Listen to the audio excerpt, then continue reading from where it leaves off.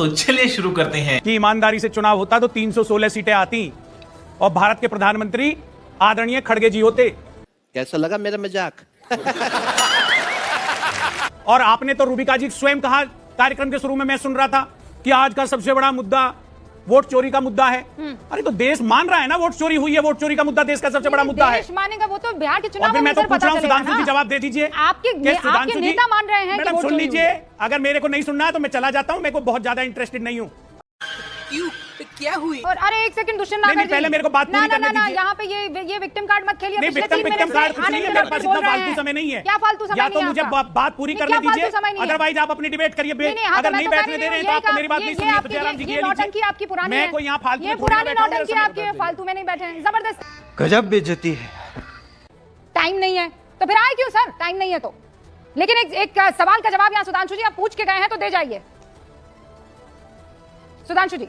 हाँ, मैं बिल्कुल जवाब देता हूँ। हाँ, जवाब देता हूँ। जो रास्ता बच के निकलने की बात कही आपने, देखा कौन बोलते बोलते बच के निकलने की कोशिश किया? सोचिए।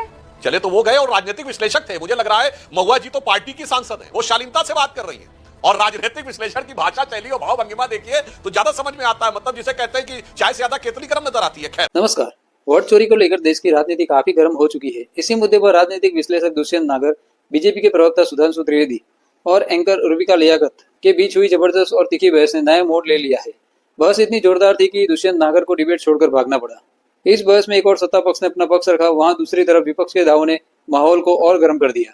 देखिए इस वीडियो में पूरी बहस और जानिए कौन सा पक्ष रहा मजबूत और किसकी हुई बोलती बंद। अपनी राय कमेंट सेक्शन में जरूर बताएं। वीडियो को लाइक, चैनल को सब्सक्राइब जरूर से कर दीजिए क्योंकि आपका ये समर्थन हमारे लिए बेहद ही खास है। तो चलिए शुरू करते हैं इसकी मेन डिबेट।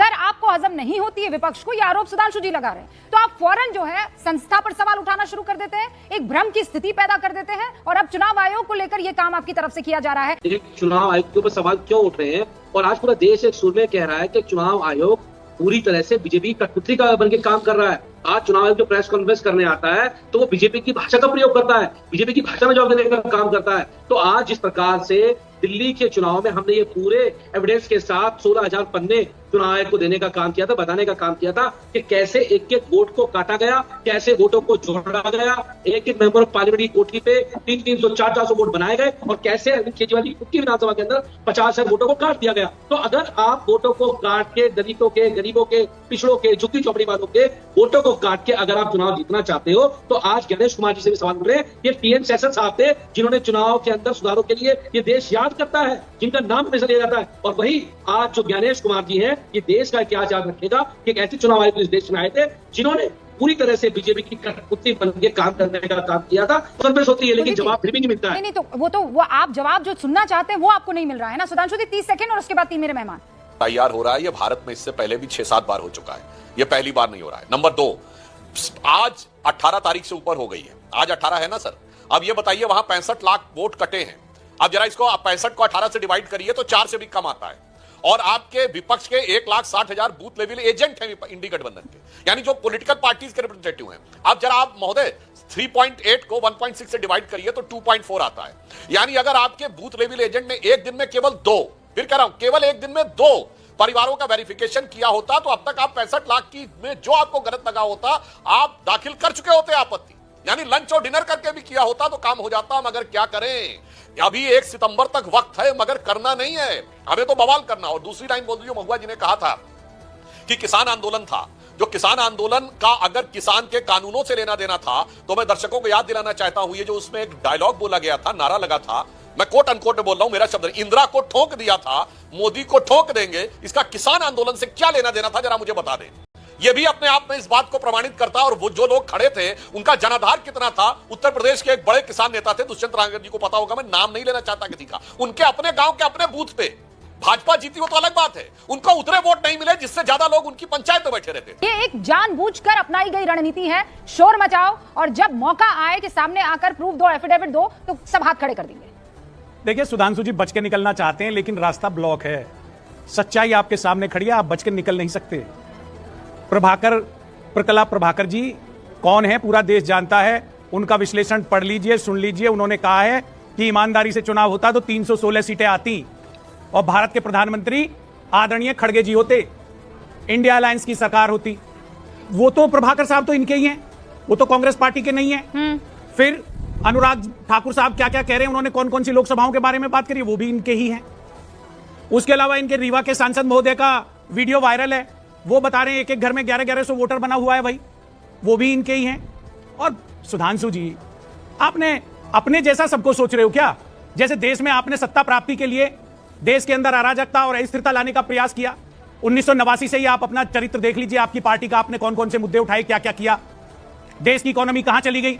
1989 में भारत और चाइना की आर्थिक प्रगति लगभग समान थी, भारत की अर्थव्यवस्था गिरती रही और चाइना की चढ़ती रही, और आप सत्ता की तरफ निरंतर बढ़ते रहे। विपक्ष में ऐसा कुछ नहीं है, विपक्ष ने तो सबूतों के साथ, आंकड़ों के साथ, नेता प्रतिपक्ष श्री राहुल गांधी जी ने पूरे देश के समक्ष सारी चीजें रख दी।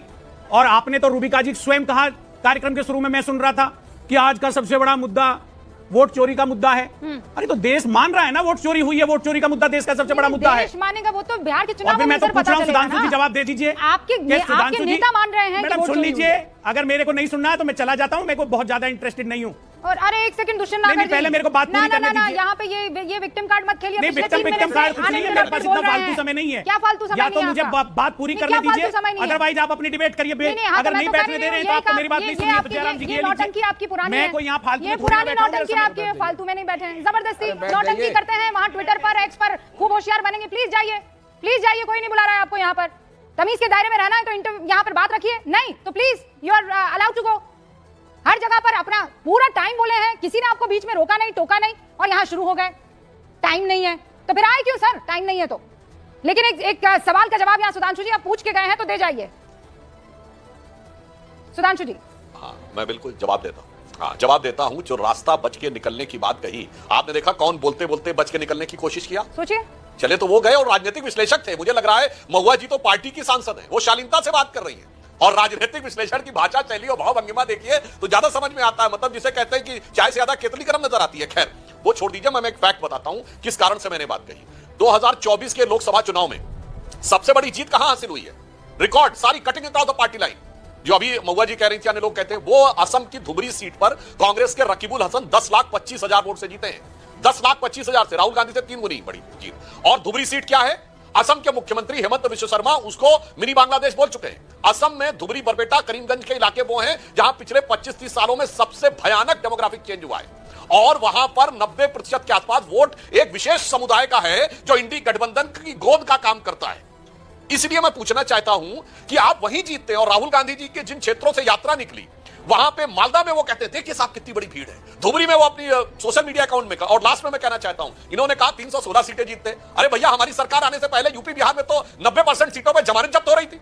क्या बच्चों जैसी बात करने लगते हैं?